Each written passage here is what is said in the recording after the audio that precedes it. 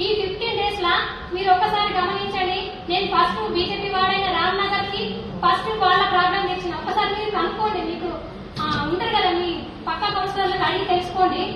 Sanitation ఎస్ఐకి first call చేసి అన్నా బీజేపీ వాడట, వీళ్ళకి డ్రైవర్ వస్తలేరంట, వాళ్ళ ఫస్ట్ అప్లికేషన్ వాళ్ళని తీసుకున్నాను ఇంట్లో తీసుకొని వాళ్ళ ప్రాబ్లం సాల్వ్ చేయడం జరిగింది. నాకు దీంట్లో పార్టీలతో పని లేదు. నా ఆదిలాబాద్ డెవలప్మెంట్ ముఖ్యం. ఇది నేను అప్పుడు చెప్పినా ఇప్పుడు చెప్తున్నా.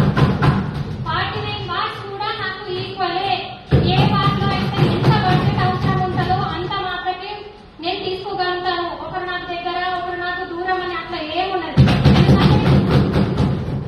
జస్ట్ కేవలం నేను 45 వార్డ్ నుంచి రాలేదు. నేను అందరి మద్దతు తీసుకొని మన ఆదిలాబాద్ పట్టణ డెవలప్మెంట్ కోసం వచ్చిన కాబట్టి మీరు గమనించగలరు. ఇంకొక విషయం తెలియజేస్తున్నా, నేను మన ముఖ్యమంత్రి గారు చేపట్టిన 99 ప్రణాళిక ప్రకారం నేను మొదటగా విజిట్ చేసింది morning 7 o'clock 21 ward BJP ward. ఇది కూడా గమనించగలరు. ఎందుకంటే ఈ సభాముఖంగా నేను ఇది చెప్పాలని అనుకోలేదు. ఎందుకంటే ఇప్పుడు మీరు క్వశ్చన్స్ రేజ్ చేసింది కాబట్టి నాకు ఆన్సర్ ఇవ్వాల్సిన అవసరం ఉంది.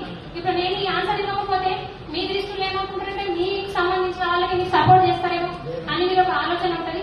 అలాగే ఇంకొకటి మీరు ఏదైతే మెన్షన్ చేసిందో శానిటేషన్ వర్కర్ల మీద కూడా నేను ఏదైతే ఛార్జ్ తీసుకున్నానో ఆ రోజు మేము మీటింగ్ పెట్టుకోవడం జరిగింది.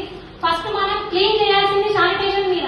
ఎందుకంటే మన వర్కర్స్ ఎందరున్నారో మనకు తెలియదు, ఎంతమంది పని చేస్తున్నారో తెలియదు. ఎందుకంటే నేను బయట దగ్గర నుంచి చూస్తున్నా, మార్నింగ్ 7 నుంచి తిరుగుతున్నా, ఎక్కడ కూడా క్లీనింగ్ లేదు. కొన్ని వార్లలో అయితే కలర్స్ మొత్తం చెత్తగా ఉన్నాయి, రోడ్స్ లేవు, ఎక్కడ కూడా నీళ్ళు లేవు.